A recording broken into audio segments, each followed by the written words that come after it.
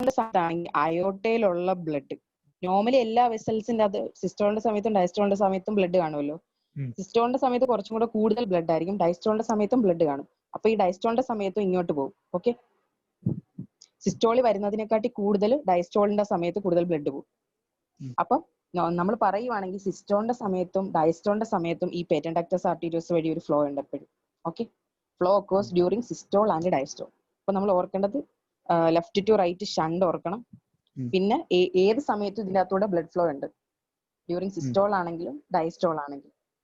Okay, അപ്പം ഇതുപോലെ ഇതിപ്പം അയോട്ട വഴി ഇങ്ങോട്ട് ബ്ലഡ് വന്നു.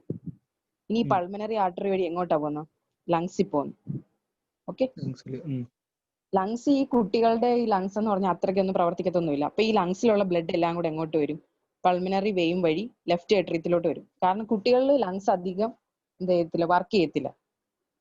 ഈ ജനിച്ച ഉടനെ തന്നെ വർക്ക് ചെയ്യത്തൊന്നുമില്ലല്ലോ, അത്രയ്ക്ക് മെച്ചുറേഷൻ ഒന്നും ആയിട്ടില്ല. അപ്പം അവിടുത്തെ ബ്ലഡ് മുതൽ ലെഫ്റ്റ് ഏട്രിയത്തിലോട്ട് വരും. അപ്പം നോർമലി പൾമിനറി ആർട്ടറി വഴി ഉള്ള ഫ്ലോയും ഉണ്ട്, പിന്നെ ഇങ്ങോട്ട് ബൈപ്പാസ് ചെയ്ത് വന്ന ഫ്ലോയും ഉണ്ട്. അപ്പോൾ ഒരുപാട് ഓവർലോഡ് ആയിട്ടാണ് ഈ ലെഫ്റ്റ് ഏട്രിയത്തിലോട്ട് വരുന്നത്. Okay, increased flow to the left atria. അപ്പൊ എന്ത് ചെയ്യും? കൂടുതൽ ബ്ലഡ് വന്ന ഈ ലെഫ്റ്റ് ഏട്രിയത്തിന് കൂടുതൽ വർക്ക് ചെയ്യണം. അപ്പൊ കൂടുതൽ വർക്ക് ചെയ്യണമെങ്കിൽ ആര് വേണം? മയോസൈറ്റ് വേണം. അതായത് ഹാർട്ടിന്റെ മയോകാർഡിയം നല്ല തിക്കർ ആവണം. മനസ്സിലായോ? എന്നുവെച്ചാൽ നല്ല ശക്തിയിൽ പമ്പ് ചെയ്യാൻ വേണ്ടിയിട്ട്. അപ്പൊ കൂടുതൽ ഓവർലോഡ് വരുമ്പോൾ മയോകാർഡിയൽ തിക്നെസ് കൂടുന്നു. അപ്പം എന്ത് ചെയ്യുക? Left atrial enlargement. അപ്പൊ ലെഫ്റ്റ് ഏട്രിയത്തിൽ നിന്ന് ഇവിടുന്ന് ഇങ്ങോട്ട് ലെഫ്റ്റ് വെൻട്രിക്കിലോട്ട് വരുമ്പോൾ ലെഫ്റ്റ് വെൻട്രിക്കിളും അതിനനുസരിച്ച് എന്ത് ചെയ്യണം? നല്ല ശക്തിയിൽ പമ്പ് ചെയ്ത് വിടണം. അപ്പൊ എന്താ? ലെഫ്റ്റ് വെൻട്രിക്കുലറും ഹൈപ്പർട്രോഫി. ഓക്കെ, രണ്ടിടത്തും ഹൈപ്പർട്രോഫി ഉണ്ടാവും. അതായത് തിക്നെസ് കൂടും, ലെഫ്റ്റ് ഏട്രിയത്തിന്റെ തിക്നെസ്സും കൂടും, ലെഫ്റ്റ് വെൻട്രിക്കിളിന്റെ തിക്നെസ്സും കൂടും. ഓക്കെ, ഇനി ഈ ലെഫ്റ്റ് ഏട്രിയത്തിൽ നിന്ന് ലെഫ്റ്റ് വെൻട്രിക്കിലോട്ട് വരുമ്പോൾ ഇതാണ് നമ്മുടെ മൈട്രൽ വാൽവ്. അപ്പൊ ഈ മൈട്രൽ വാൽവ് വഴി കൂടുതൽ ബ്ലഡ് ഫ്ലോ. അപ്പൊ ഇവിടെ എന്തോ എടുക്കും? ഒരു മർമർ ഉണ്ടാവും. ഓക്കെ, നോർമലി ഉള്ളതിനെക്കാട്ടിലും കൂടുതൽ ബ്ലഡ് പോകുമ്പോൾ ഇവിടെ ഒരു മർമർ ഉണ്ടാവും. അത് ഒന്നാമത്തെ മർമർ. പിന്നെ ഇവിടെ ഇത് കണ്ടോ, ലെഫ്റ്റ് വെൻട്രിക്കിളിൽ നിന്ന് അയോട്ടിലോട്ട് പോകുമ്പോൾ അയോട്ടിക് വാൽവ് ഉണ്ട് ഇവിടെ. അപ്പൊ ഇവിടെ ഒരു മർമർ കേൾക്കും. അതാണ് രണ്ടാമത്തെ മർമർ. മൂന്നാമത്തെ മർമർ എന്ന് പറഞ്ഞാൽ ഇവിടെ നിന്ന് ഇങ്ങോട്ട് ഫ്ലോ ഉണ്ടല്ലോ, അപ്പൊ ഇവിടെ ഒരു മർമർ കേൾക്കും. അങ്ങനെ 3 മർമറാണ് ഇതിനകത്ത് നമുക്ക് കിട്ടുന്നത് പേറ്റന്റ് ഡക്ടസ് ആർട്ടീരിയോസസിൽ. അപ്പൊ ഇതിന് ഫ്ലോ മർമർ എന്നും ഷണ്ട് മർമർ എന്നും ഉണ്ട്. ഫ്ലോ മർമർ എന്ന് വെച്ചാൽ ഫ്ലോ കാരണം ഉണ്ടാകുന്ന രണ്ട് മർമറ, ഒന്ന് മിട്രൽ വാൽവിന്റെ അവിടെ, മറ്റൊന്ന് അയോട്ടിക് വാൽവിന്റെ അവിടെ. ഷണ്ട് കാരണം ഉണ്ടാകുന്ന മർമർ ഇതാ, ഷണ്ട് മർമർ എന്ന് പറയും. അത് എവിടെ കാണുന്ന? Patent ductus arteriosus. അപ്പൊ ഫ്ലോ മർമറും ഉണ്ട്, ഷണ്ട് മർമറും ഉണ്ട്. ഓക്കെ, നമുക്ക് ഏറ്റവും കൂടുതൽ ഇമ്പോർട്ടന്റ് ഈ ഷണ്ട് മർമറ, ഷണ്ടിന്റെ അവിടെ കേൾക്കുന്ന മർമർ. ഓക്കെ, അപ്പൊ ഞാൻ ഷണ്ട് മർമറിനെ കുറിച്ചാണ് ആദ്യം പറയുന്നത്. മനസ്സിലായല്ലോ?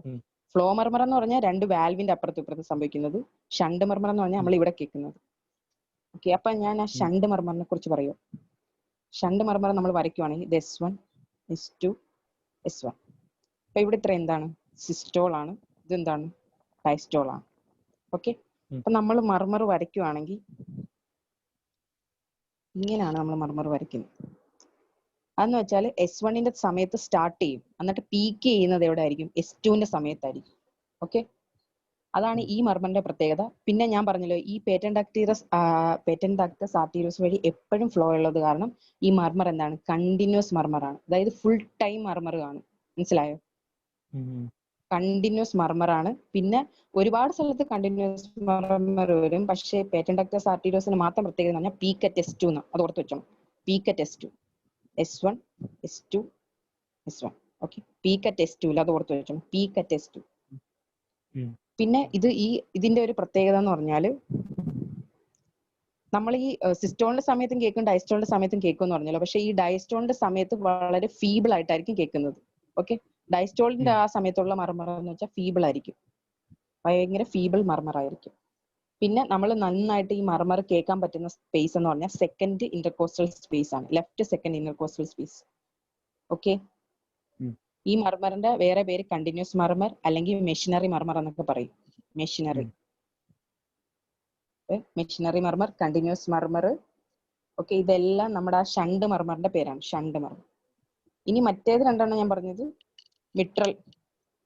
മിട്രൽ ഫ്ലോ മർമറും ഉണ്ട്, അയോട്ടിക് ഫ്ലോ മർമറും ഉണ്ട്. ഓക്കെ, മിട്രൽ ഫ്ലോ മർമറിനെ നമ്മൾ പറയുന്നതാണ് mitral delayed diastolic മർമർ. mitral delayed diastolic murmur. Mitral delayed diastolic murmur. Aortic murmur എന്ന് പറയുന്ന പേരാണ് aortic ejection systolic murmur. അതെന്തോ ഒന്നുമില്ല, അയോട്ടയിൽ ഇങ്ങോട്ട് ഇജക്ട് ചെയ്യുമ്പോഴാണ് ആ സൗണ്ട് കേൾക്കുന്നത്. അതാണ് അയോട്ടിക് ഇജക്ഷൻ സിസ്റ്റോളിക് മർമർ. ഓക്കെ, മറ്റേത് ഡയസ്റ്റോളിന്റെ സമയത്താണ് കേൾക്കുന്നത്. അതുപോലെ ഇമ്പോർട്ടന്റ് ഇല്ല, ഓർത്ത് വെച്ചോണം. ഫ്ലോ മർമറും ഉണ്ട്, ഷണ്ട് മർമറും ഉണ്ട്. ഷണ്ട് മർമറിന്റെ കാര്യം ഓർത്തോണം, ആ പീക്ക് വരുന്ന S2-ലാണ്. പിന്നെ ഇതിന്റെ വേറെ പേര് എന്തൊക്കെയാ? Missionary മർമർ, continuous മർമർ. പിന്നെ ഇത് എവിടെയാണ് ഏറ്റവും കൂടുതൽ നന്നായിട്ട് കേൾക്കാൻ പറ്റുന്നത്? Second intercostal space, left. Okay, പിന്നെ എല്ലാം പറഞ്ഞല്ലോ. ഇനി ഞാൻ S2-ന്റെ മാത്രം പറഞ്ഞു. നമുക്ക് S1-ഉം കിട്ടും S2-ഉം കിട്ടും സൗണ്ട്. S2-ന്റെ ഒരു പ്രത്യേകത എന്ന് പറഞ്ഞാൽ ഇവിടെ നോക്കിക്കേ, നോർമലി അയോട്ടിക് വാൽവ് ക്ലോസ് ചെയ്തിട്ടേ പൾമണറി വാൽവ് ക്ലോസ് ചെയ്യത്തുള്ളൂ. ഓക്കെ,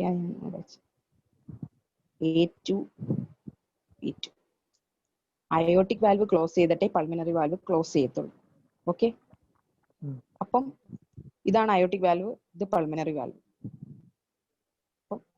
ഇതിപ്പം അയോട്ടിക് വാൽവ് നോർമലി ഉള്ള ഒരാളുടെ ആയിരിക്കുവാണ്, ഇത് പൾമണറി വാൽവ്. അപ്പൊ നോർമലി ഒരാളുടെ അയോട്ടിക് വാൽവ് ആദ്യം ക്ലോസ് ചെയ്തിട്ട് പിന്നെ പൾമണറി വാൽവ് ക്ലോസ് ചെയ്യത്തുള്ളൂ.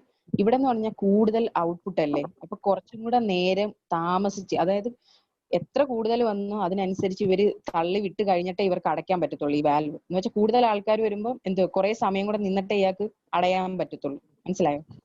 കൂടുതൽ ബ്ലഡ് ഫ്ലോ ഉള്ളത് കാരണം. എന്ന് വെച്ചാൽ അത്രയും ആൾക്കാരെയും കൂടെ ഇറക്കി വിട്ടിട്ട് കഴിഞ്ഞ് അയോട്ടിക് വാൽവ് അടയ്ക്കാൻ പറ്റത്തുള്ളൂ. നോർമലി ഒരു അയോട്ടിക് വാൽവ്, അതായത് അയോട്ടിക് സൗണ്ടും പൾമണറി ഇതിന്റെ ക്ലോഷർ കാരണം ഉണ്ടാകുന്ന S2 എന്ന് പറഞ്ഞാൽ ഒരു ഡിലേ കാണും. ഫിസിയോളജിക്കൽ സ്പ്ലിറ്റ് എന്ന് അതിന് പറയുന്നത്. അതൊരു 30 മില്ലി സെക്കൻഡ് ആണ്. അതായത് A2-ന്റെയും P2-ന്റെയും ഇടയ്ക്ക് കാണുന്ന ഒരു ഡിഫറൻസ്. അതായത് അയോട്ടിക് വാൽവ് ക്ലോസ് ചെയ്ത് പൾമണറി വാൽവ് ക്ലോസ് ചെയ്യാൻ എടുക്കുന്ന സമയം എന്ന് വെച്ചാൽ 30 മില്ലി സെക്കൻഡ് ആണ്. പക്ഷെ ഇവിടെ എന്ന് പറഞ്ഞാൽ എന്തുവാ, കുറച്ചും കൂടെ, അതായത് ഇവിടെ ഇപ്പം 20 മില്ലി സെക്കൻഡിലാണ് ക്ലോസ് ചെയ്തെങ്കിൽ ഇവർ 50 ഇല്ല.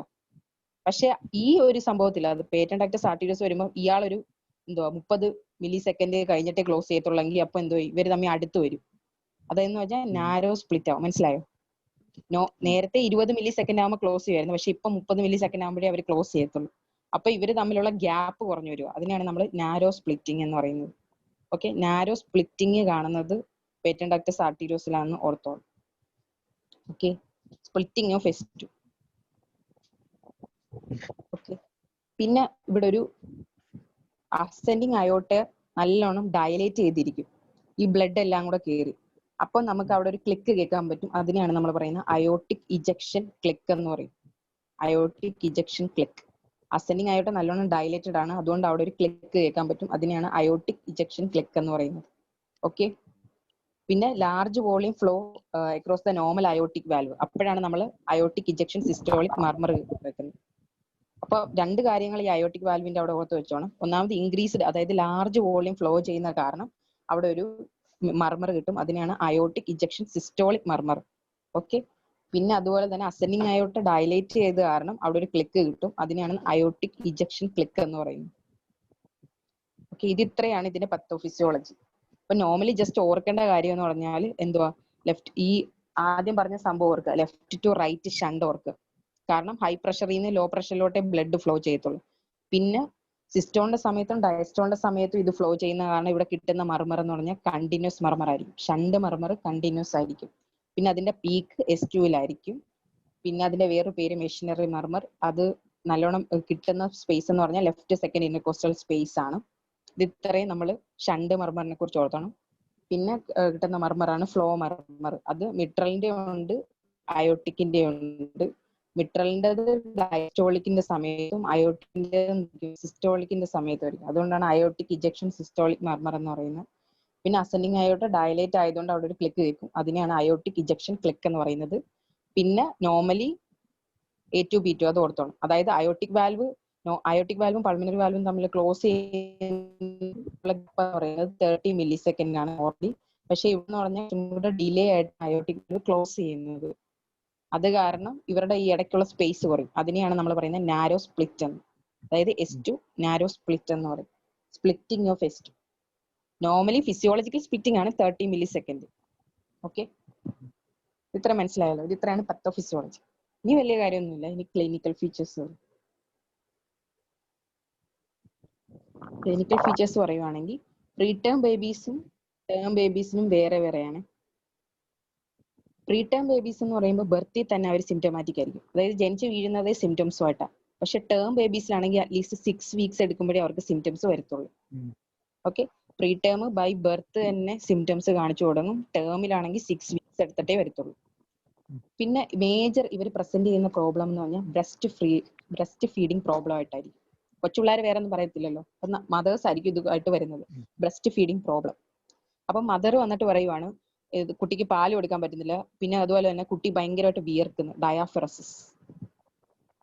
ഈ ഡയാഫറസിസിന്റെ കാരണം എന്ന് വെച്ചാൽ നമ്മുടെ ബോഡി നോക്കുമ്പോൾ ഈ കുട്ടിയുടെ ഹാർട്ട് ആണെങ്കിൽ ഈ കൺജസ്റ്റീവ് കാർഡിയക് ഫെയിലിയർ ഇതിന്റെ ഒരു കോംപ്ലിക്കേഷനാണ്. അപ്പം ഇവരുടെ ഹാർട്ട് അങ്ങ് ഫെയിൽ ചെയ്യും. അപ്പൊ നമ്മുടെ ബോഡി നോക്കുമ്പോൾ എന്താ, ഹാർട്ട് ഫെയിൽ ചെയ്യുമ്പോൾ നമ്മുടെ ബോഡി വിചാരിക്കും എങ്ങനെയെങ്കിലും ഹാർട്ടിനെ സ്റ്റിമുലേറ്റ് ചെയ്യിക്കണം. അങ്ങനെ സിമ്പതറ്റിക് സിസ്റ്റം എന്ത് ചെയ്യും, ആക്ടിവേറ്റ് ചെയ്യും.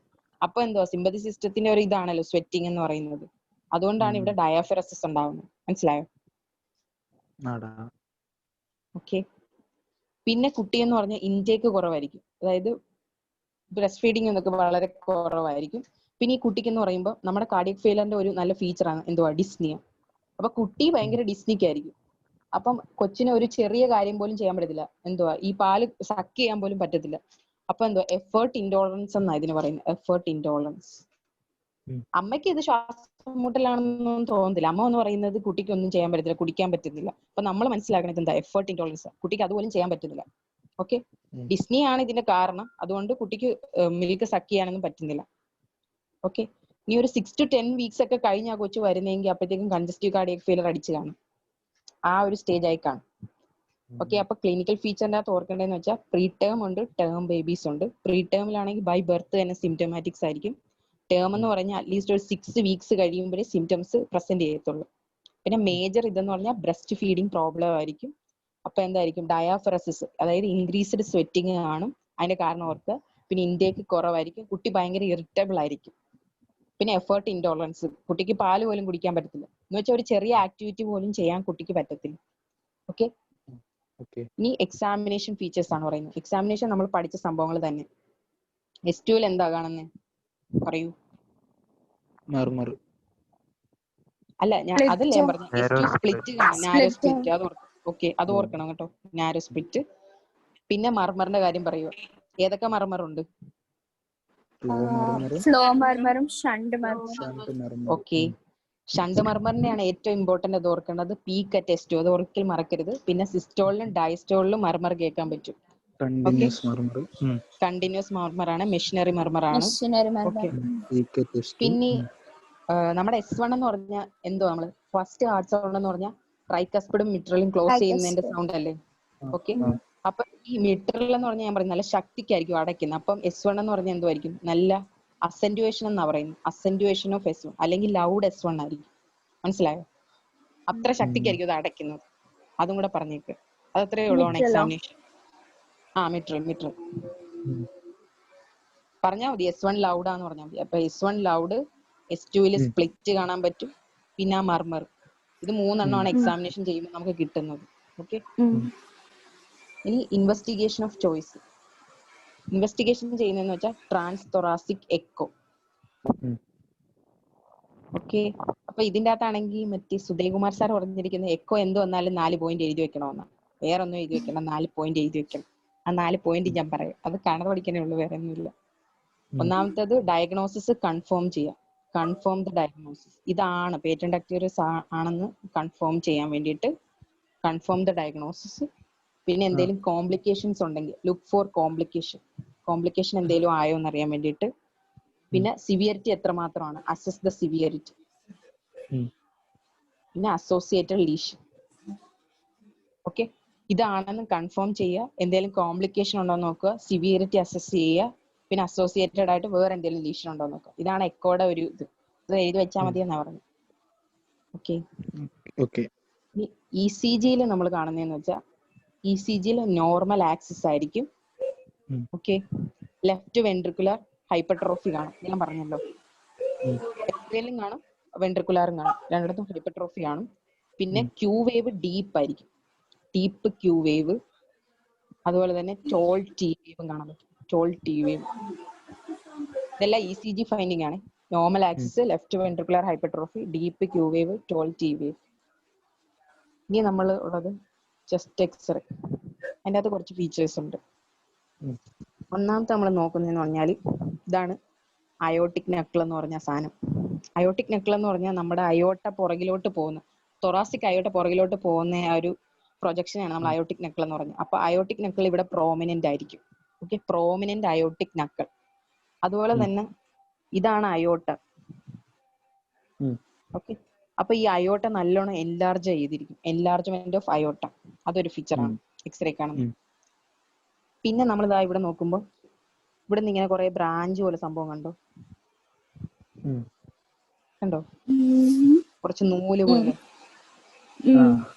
ഇതെന്ന് പറഞ്ഞാൽ പൾമനറി ആർട്ടറിയും പിന്നെ അവിടുത്തെ കുറച്ച് ബ്രാഞ്ചസും. അപ്പൊ എന്ന് പറഞ്ഞാൽ ഇൻക്രീസ്ഡ് വാസ്കുലാരിറ്റി, അതിനെയാണ് നമ്മൾ പ്ലിത്തോറ എന്ന് പറയുന്നത്. പ്ലിത്തോറ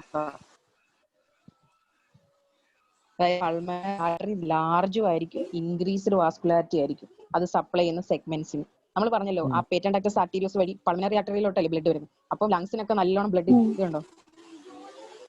അതാണ്. പിന്നെ ഇവിടുത്തെ ഒരു ഫീച്ചർ എന്ന് പറഞ്ഞാൽ നോ കാർഡിയക് എൻലാർജ്മെന്റ്. അതായത് നോർമലി ലെഫ്റ്റ് വെൻട്രിക്കുലർ ഹൈപ്പർട്രോഫിയും അതും ഒക്കെ ഉണ്ട്, പക്ഷെ നമുക്ക് ഈ എക്സ്റേ എടുക്കുമ്പോഴേ കാണാൻ പറ്റത്തില്ല. കാരണം ഈ ലെഫ്റ്റ് വെൻട്രിക്കുലർ പുറകിൽ എങ്ങാണ്ടായിരിക്കുന്നതെന്ന് തോന്നുന്നു. ആ പറയുന്നത് ഈ ഇപ്പൊ നോക്കിക്കഴിഞ്ഞാൽ ലെഫ്റ്റ് സൈഡില് ഹാർട്ടും മറ്റേ കാർഡിയോഫ്രെനിക് ആംഗിൾ ആ ഒരു ഏരിയ ഒരു ഡിസ്റ്റൻസ് വേണ്ടേ? ഡിസ്റ്റൻസ് വേണം. എന്തോ ഒരു സ്പേസ് സാധാരണ ഈ ഒരു ഭാഗത്തായിട്ട്, ഈ ഒരു ഭാഗത്ത് ഹാർട്ടും ഇത്രയും ഒരു ഏരിയ ആയിട്ട് മാറി ഇതുണ്ടാവാറില്ല നോർമല്. കോസ്റ്റോഫ്രെനിക് ആംഗിൾ ആണോ അതോ ഈ താഴെ വെച്ചിരിക്കുന്നത്? അല്ലടാ, ഈ കോസ്റ്റോഫ്രെനിക് ആംഗിളിൽ നിന്നും നമ്മുടെ അപെക്സ് ഓഫ് ദ ഹാർട്ട് ഒരു ഡിസ്റ്റൻസ് ഇട്ടിട്ടല്ലേ നിൽക്കാറ്. ഇതിപ്പം അത് കവർ ചെയ്ത് കംപ്ലീറ്റ് ആയിട്ട് കവർ ചെയ്തല്ലേ നിൽക്കുന്നത്. അപ്പൊ ഇത് കാർഡിയോമെഗാലി ഇല്ലേ? പക്ഷേ ടെക്സ്റ്റ് പറയുന്നതെന്ന് വെച്ചാൽ കാർഡിയോമെഗാലി കാണാൻ പറ്റത്തില്ലെന്ന. കാരണം ഈ എന്തുവാ റൈറ്റ് ഏട്രിയും റൈറ്റ് വെൻട്രിക്കിളും ഒക്കെ ഫ്രണ്ടിൽ ഇരിക്കുന്നതെന്ന് തോന്നുന്നു. ലെഫ്റ്റ് വെൻട്രിക്കിൾ പുറകിലായിരിക്കുന്നത്, അതുകൊണ്ട് അതിന്റെ എൻലാർജ്മെന്റ് കാണാൻ പറ്റത്തില്ലെന്നോ അങ്ങനെ എന്തോ ഉണ്ട് കേട്ടോ. നോ കാർഡിയക് എൻലാർജ്മെന്റ് എന്നാ ടെക്സ്റ്റ് പറഞ്ഞേക്കുന്നത്. അങ്ങനെ എന്തോ ഒരു സംഭവം ഉണ്ട്. ഹൈപ്പർട്രോഫി ഉണ്ട്, പക്ഷെ നമ്മൾ ചെസ്റ്റ് എക്സ്റേ എടുക്കുമ്പോൾ ഫ്രണ്ടിൽ ഇരിക്കുന്നവരെ കാണാൻ പറ്റത്തുള്ളൂ, ബാക്കി ഇരിക്കുന്ന സാധനത്തിന് കാണാൻ പറ്റത്തില്ല. അങ്ങനെ എന്തോ ഉണ്ട്, അതുകൊണ്ടായിരിക്കാം എന്ന് ഞാൻ വിചാരിക്കുന്നത്. No cardiac enlargement on chest X-ray എന്നാ. നോർമലി ഉണ്ട്, പക്ഷെ ചെസ്റ്റ് എക്സ്റേ എടുക്കുമ്പോൾ കാണാൻ പറ്റത്തില്ല എന്നാണ്. കുട്ടികളുടെ എങ്ങനെയായിരിക്കും അറിയില്ല.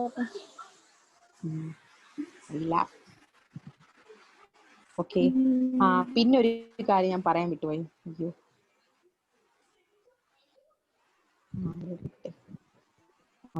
ഇപ്പൊ നമ്മൾ നോക്കുമ്പോ ഇവിടെ ഇപ്പം എന്താ ഇവിടെ ഇങ്ങനെ പോകുന്നുണ്ടെന്ന് ഹാർട്ട് നോക്കുമ്പോ ഇവിടെ കുറെ ബ്ലഡ് ലോസ് ചെയ്യും. അപ്പൊ എന്ത് ചെയ്യും? ഹാർട്ട് കുറച്ചും കൂടെ ശക്തിയിൽ പമ്പ് ചെയ്യാൻ തോന്നും. അപ്പൊ എന്താ സിസ്റ്റോളിക് ബ്ലഡ് പ്രഷർ കൂടും.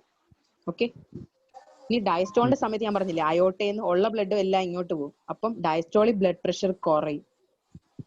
ഓക്കെ, മനസ്സിലായോ? അത് അതായത് ഡയസ്റ്റോൾ നടക്കുമ്പോൾ ഇതിന്റെ അകത്തോട്ട് ബ്ലഡ് ഒന്നും വരുന്നില്ലല്ലോ, ഇതിന്റെ അകത്ത് അയോട്ടയിലുള്ള ബ്ലഡാ ഇങ്ങോട്ട് പോകുന്നത്. അപ്പൊ ഡയസ്റ്റോളിക് സമയത്ത് ഉള്ള ബ്ലഡിനെക്കാട്ടിയും കുറച്ച് ബ്ലഡാ താഴോട്ട് വരുന്നത്. അപ്പൊ നമ്മൾ ഈ ബ്രേക്കിയോസെഫാലിക് BP എടുത്ത് നോക്കുമ്പോൾ ഡയസ്റ്റോളിക് ബ്ലഡ് പ്രഷർ കുറവായിരിക്കും, സിസ്റ്റോളിക് കൂടുതലും ആയിരിക്കും. അപ്പൊ ഇതിന്റെ ഇടയ്ക്കുള്ള സംഭവമാണ് നമ്മൾ എന്തുവാ സിസ്റ്റോളിക്കും ഡയസ്റ്റോളിക്കും നമ്മളുടെ ഡിഫറൻസിനെ നമ്മൾ പൾസ് പ്രഷർ എന്ന് പറയുന്നത്. അപ്പൊ ഈ പൾസ് പ്രഷർ എന്ത് ചെയ്യും? ഈ കണ്ടീഷന് വൈഡ് ആയിരിക്കും, വൈഡ് പൾസ് പ്രഷർ എന്ന് പറയുന്നത്.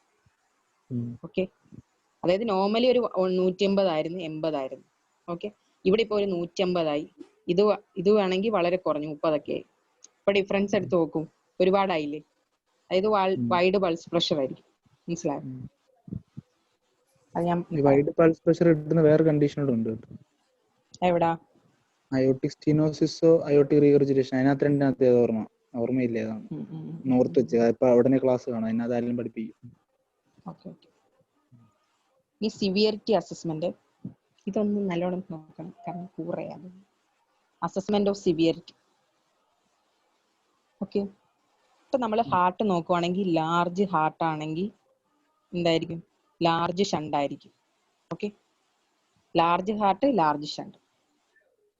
ഇനി പേരെന്ന് പറഞ്ഞ വൈഡ് പൾസ് പ്രഷർ ഉണ്ടെങ്കിൽ എന്തായിരിക്കും? ലാർജ് ഷണ്ട് ആയിരിക്കും. ഇത് നമ്മൾ സിവിയറിറ്റി പറയുക, സ്മാൾ ഷണ്ട് ആണോ, മോഡറേറ്റ് ഷണ്ട് ആണോ, ലാർജ് ഷണ്ട് ആണോ എന്ന് പറയുക. അപ്പം ഹാർട്ടിന്റെ സൈസ് കൂടുതലാണെങ്കിൽ അത് ലാർജ് ഷണ്ട, അല്ലെങ്കിൽ വൈഡ് പൾസ് പ്രഷർ ആണെങ്കിൽ അത് ലാർജ് ഷണ്ട.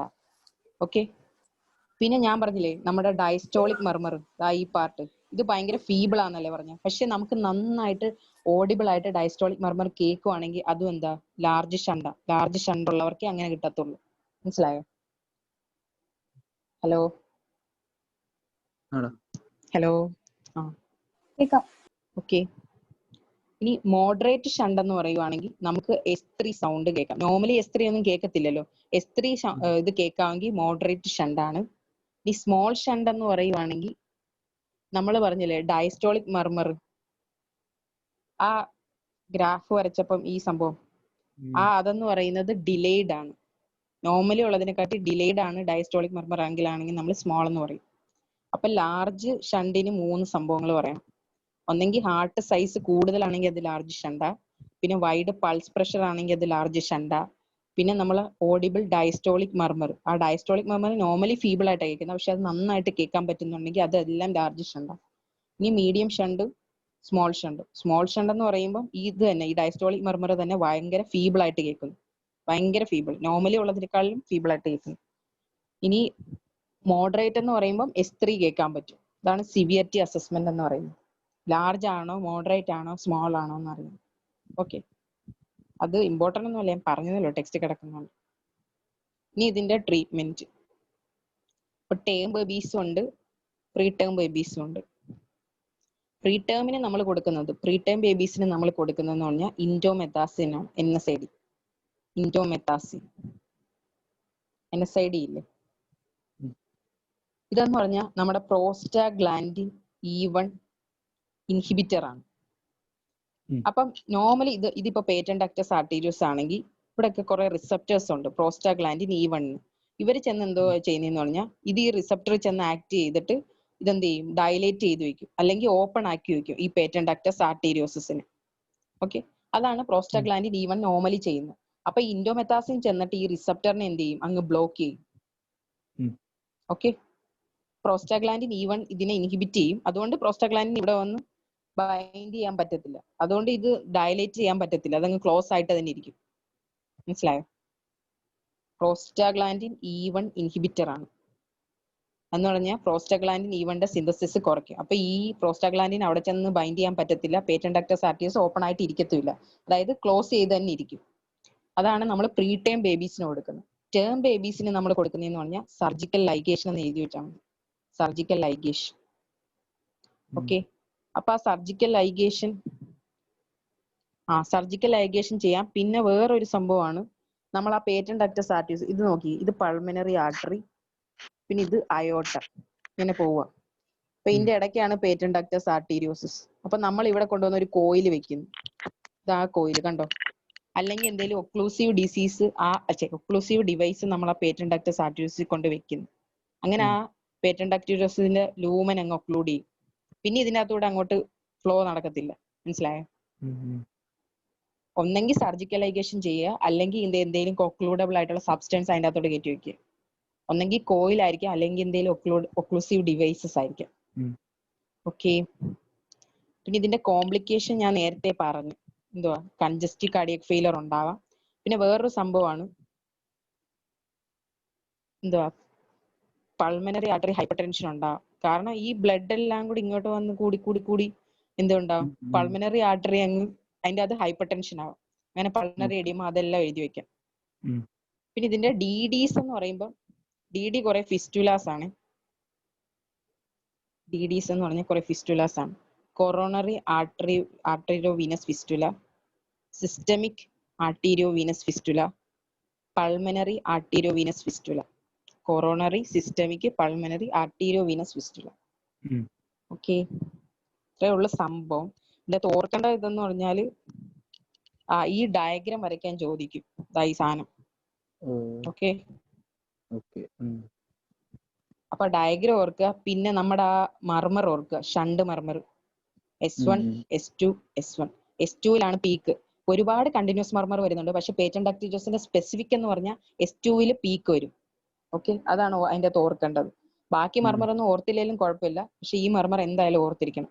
പിന്നെ നമ്മുടെ സ്പ്ലിറ്റിംഗ് ഓഫ് S2, നോർമലി അയോട്ടിക്കും പൾമിനറി വാൽവും തമ്മിൽ നമ്മൾ ഇപ്പം ഓസ്കൾട്ടേറ്റ് ചെയ്യുവാണെങ്കിൽ ഒരു 30 മില്ലി സെക്കൻഡ് ഡിഫറൻസ് ഉണ്ട്. ഓക്കെ, പക്ഷെ ഇവിടെ എന്ന് പറഞ്ഞാൽ കുറച്ചും കൂടെ ഡിലേ ആയിട്ടാണ് അയോട്ടിക് വാൽവ് ക്ലോസ് ചെയ്യുന്നത്. അതുകൊണ്ട് ഈ 30 മില്ലി സെക്കൻഡ് വീണ്ടും കുറയും. അതുകൊണ്ടാണ് നമ്മൾ നാരോ സ്പ്ലിറ്റ് എന്ന് പറയുന്നത്. ഓക്കെ, പിന്നെ ക്ലിനിക്കൽ ഫീച്ചറിന്റെ അകത്ത് നമ്മൾ ഓർക്കേണ്ട സംഭവങ്ങൾ എന്തുവാ, പ്രീ ടൈമിന് എല്ലാത്തിനും ബ്രസ്റ്റ് ഫീഡിങ് പ്രോബ്ലംസ് ആണ്. പിന്നെ ഇൻക്രീസ്ഡ് സ്വെറ്റിംഗ്, എഫേർട്ട് ഇൻടോളറൻസ്, അതൊക്കെ ഓർക്കുക. ഓൺ എക്സാമിനേഷൻ ഇത് തന്നെ എഴുതി വെക്കുക. എന്തുവാ, സ്പ്ലിറ്റ് S2, മർമർ കേൾക്കാം, പീക്ക് അറ്റ് S2, കണ്ടിന്യൂസ് മർമർ ആണ്. പിന്നെ S1 ലൗഡ് ആണ്, അത് ഓർത്ത് വെച്ചോണേ. S1 ലൗഡ് ആണ്, ലൗഡ് S1. പിന്നെ ചെസ്റ്റ് എക്സ്റേയിൽ നമ്മൾ ആ കാണിച്ച സംഭവങ്ങളൊക്കെ അയോട്ടിക് നക്കിള്, പിന്നെ ഇൻക്രീസ്ഡ് വാസ്കുലാരിറ്റി ഓർക്കുക. പിന്നെ ആയിരിക്കും. പിന്നെ ചെസ്റ്റ് എക്സ്റേയിൽ no cardiac enlargement can be seen. പിന്നെ അസസ്മെന്റ് പറഞ്ഞാൽ അത് ഓർത്ത് വെക്കുക.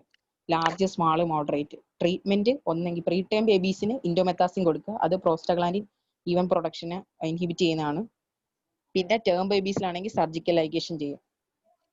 ഓക്കെ, പിന്നെ ഈ കൺജനിറ്റൽ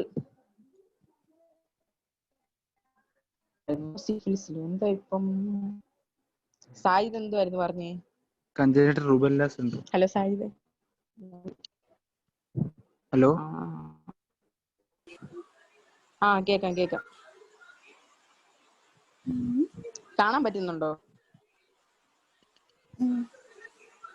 കേട്ടോ? ഓക്കെ,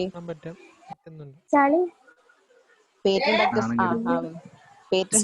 കാണാൻ പറ്റുന്നുണ്ടല്ലേ?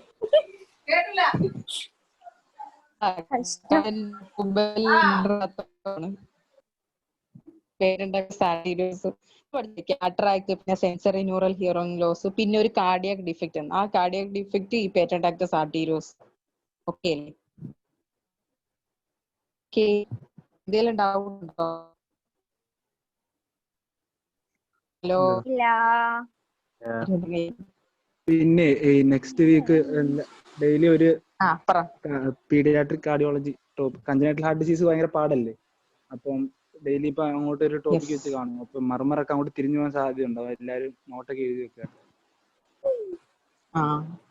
ശരി, ഇത് ഞാൻ എല്ലാത്തിനും കൂടെ മിക്സ് ആണ്. മെഡിസിൻ, പീഡിയാട്രിക് എല്ലാം കൂടെ മിക്സ് ചെയ്യും. Bye. Okay, thank you. Bye. Thank you.